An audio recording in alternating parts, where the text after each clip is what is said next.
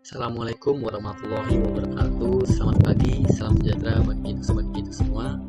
Perkenalkan, nama saya Sanji Prabowo, NIM 21050007, mata kuliah Hukum Perdata. Nah, baik, pada video kali ini saya akan membahas materi hukum perdata terkait hak perdata dan hak kebendaan. Nah, yang pertama langsung saja hak perdata. Nah, apa yang dimaksud dengan hak perdata? Hak perdata adalah hak seseorang yang diberikan oleh hukum perdata. Hak tersebut ada yang bersifat absolut dan bersifat relatif. Nah, apa yang dimaksud dengan hak yang bersifat absolut? Hak yang bersifat absolut adalah hak yang memberikan kekuasaan langsung dan dapat dipertahankan oleh siapapun. Sedangkan hak yang bersifat relatif adalah hak yang memberikan kekuasaan terbatas dan hanya dapat dipertahankan dari lawan atau pihak dalam hubungan hukum. Nah, yang kemudian hak perdata yang bersifat absolut dibagi menjadi dua. Yang pertama, hak kebendaan yang diatur dalam buku 2 KUH Perdata.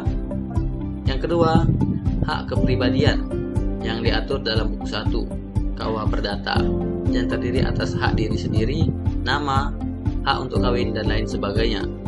Nah, sedangkan hak perdata yang bersifat relatif diatur dalam buku 3 KUH Perdata, yaitu hak yang timbul karena adanya hubungan hukum berdasarkan perjanjian atau ketentuan undang-undang. Nah, selanjutnya kita masuk ke pembahasan pengertian hak kebendaan. Nah, apa yang dimaksud dengan hak kebendaan? Hak kebendaan merupakan hak yang mutlak, artinya dapat dipertahankan oleh siapapun, tidak hanya rekan sekelompok saja, namun juga pada pihak-pihak lain yang terkait di dalamnya. Kedua, hak kebendaan mempunyai jak deplok atau hak yang mengikuti. Maksudnya hak kebendaan melekat pada bendanya, di tangan siapapun benda tersebut berada. Sehingga jika benda berpindah tangan, yang bersangkutan akan pula terkena untuk menjaga dan bertanggung jawab atas benda tersebut.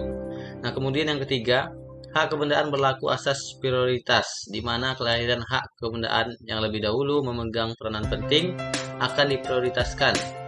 Nah, selanjutnya yang keempat, hak kebendaan mempunyai droit de prevensi, hak terlebih dahulu, mengacu pada hal pelunasan di mana pihak yang memiliki hak kebendaan harus didahulukan.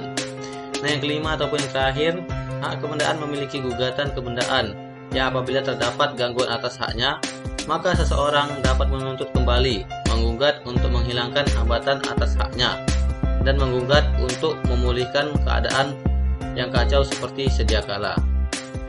Nah, adapun selanjutnya asas-asas hak kebendaan.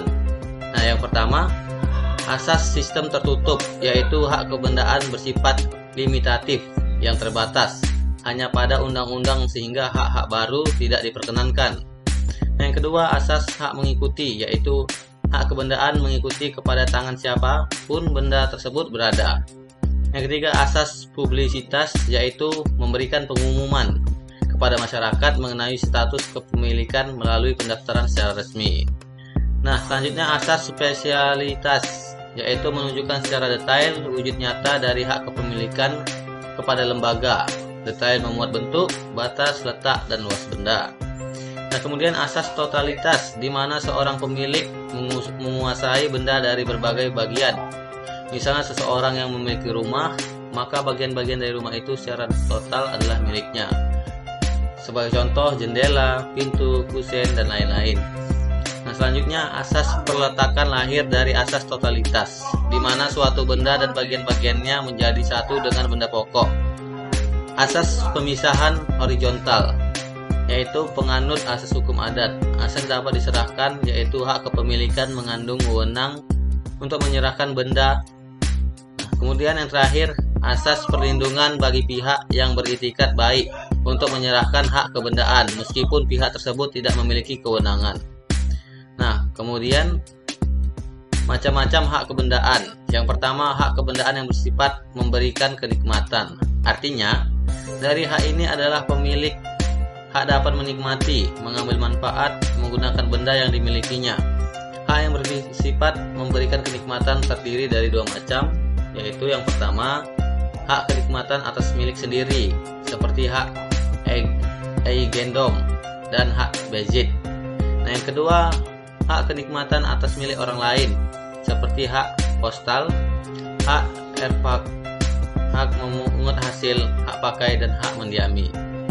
Nah, selanjutnya kemudian hak kebendaan yang bersifat memberikan jaminan. Hak ini diterapkan dengan menyimpan dan merawat suatu benda untuk dijadikan jaminan, meminjam dana atau berhutang. Apabila peminjam tidak mampu menebus jaminan, maka benda jaminan tersebut akan jatuh di tangan kreditur untuk dijual lagi dan dijadikan pelunas hutang. Contohnya dari hak ini adalah gadai, hipotek, tanggung jawab, dan fidusia. Nah, selanjutnya adapun cara memperoleh hak kebendaan. Satu, dengan pengakuan. Benda yang tidak diketahui siapa pemiliknya atau res nullius kemudian didapatkan dan diakui oleh seseorang yang mendapatkannya dianggap sebagai pemiliknya.